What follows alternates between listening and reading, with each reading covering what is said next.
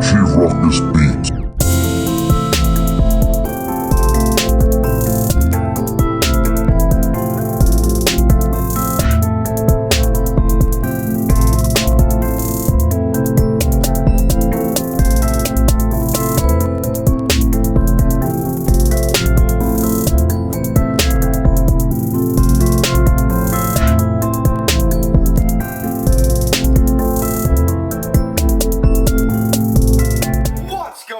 YouTube, it's your boy, Richie Ruckus. We are back here today. It is Friday, February 1st, and I'm getting ready to kick off the year's shortest month with an absolute banger. We are going to be diving into a brand new sneaker pickup once again from the good folks over at Lapstone Hammer. I'm going to hit you with that unboxing, the review, and an off feed. This is a pair of sneakers that has garnered a lot of conversation. There are people who absolutely adore it, and there are people who absolutely hate it. The one thing that I am going to bring to the table is an absolute honest review of this sneaker. If you've been paying attention to YouTube over the past couple of days, a lot of people have been getting these sneakers gifted and seeded to them and have been giving reviews here on YouTube.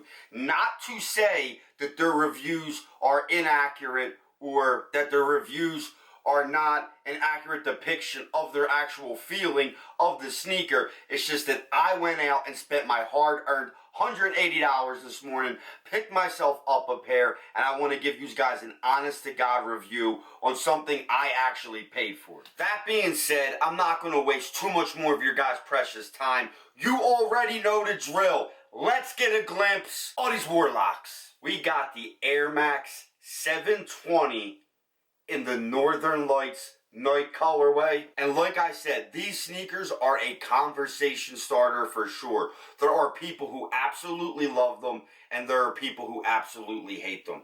My first initial impressions were that this sneaker was trash.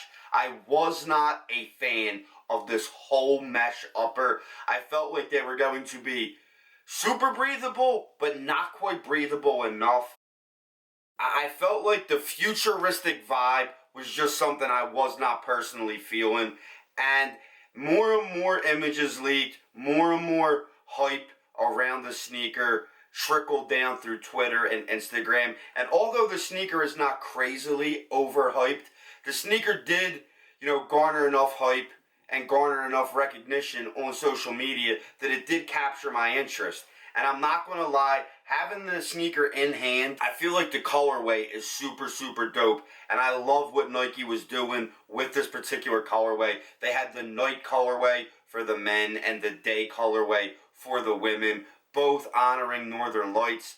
But I feel like having them in hand, I'm still not completely 100% sold on them. I do like them a lot more than I initially did.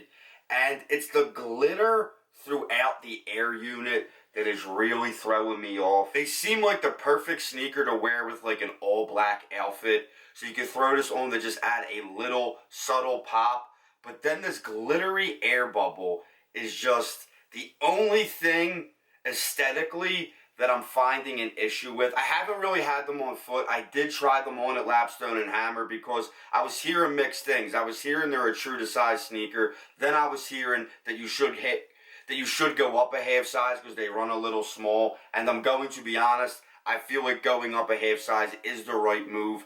This sneaker is not, it's not stretchy. It's not stretchy. There's really no give with this upper. It isn't going to expand. It isn't going to stretch with your foot. So I do recommend, particularly if you have a wide foot like myself, to go up a half size. Now onto the actual review of the upper. I do feel like the Air Max 97 and then I believe it's the Air Max Plus, which is where they kind of got their inspiration from, and the idea of this upper comes mainly from them too. Other than these like alien eye, they look like screens or like alien eyes or like insect eyes, which I'm not really sure exactly what direction or what the actual functionality of these screen type units are. I don't know if it's a breathability issue or what.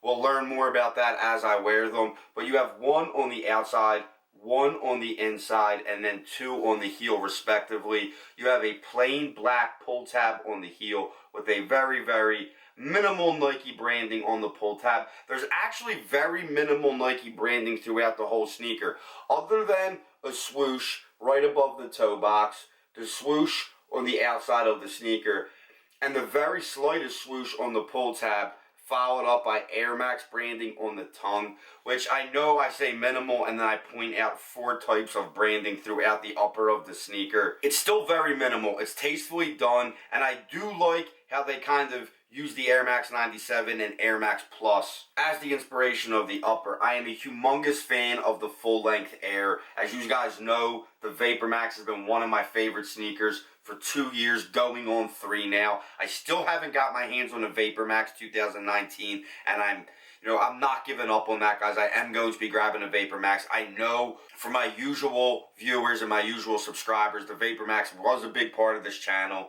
and I haven't abandoned Vapor Max or left it in the dust or gave up on it now that most hype has died down. It's just I haven't really got around to picking up a colorway that I felt like I absolutely needed. But back to the 720, I want to give it an honest shake. I really do like the sole. I really do like the full-length Air. It's just I want to see more colorways and see if the sparkly, like, stripper glitter is going to be a mainstay with the Air unit. It's really my only gripe.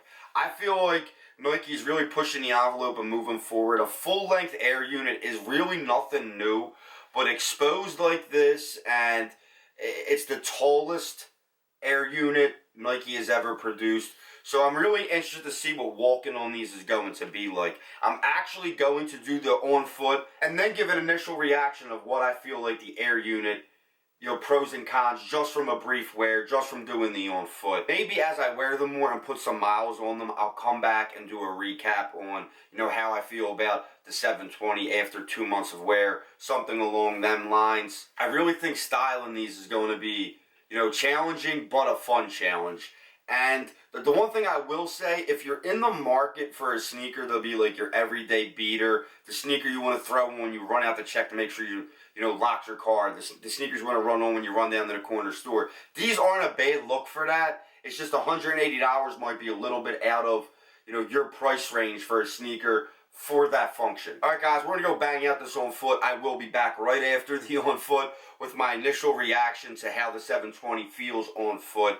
And then, like I said, maybe down the road, 2 months, 3 months down the line, we'll, get into, how the durability and how the sneaker feels after putting some miles on them. But that's it. I'll catch you guys after the on foot and give you my initial reaction of the Air Max 720. Play this record as frequently as possible.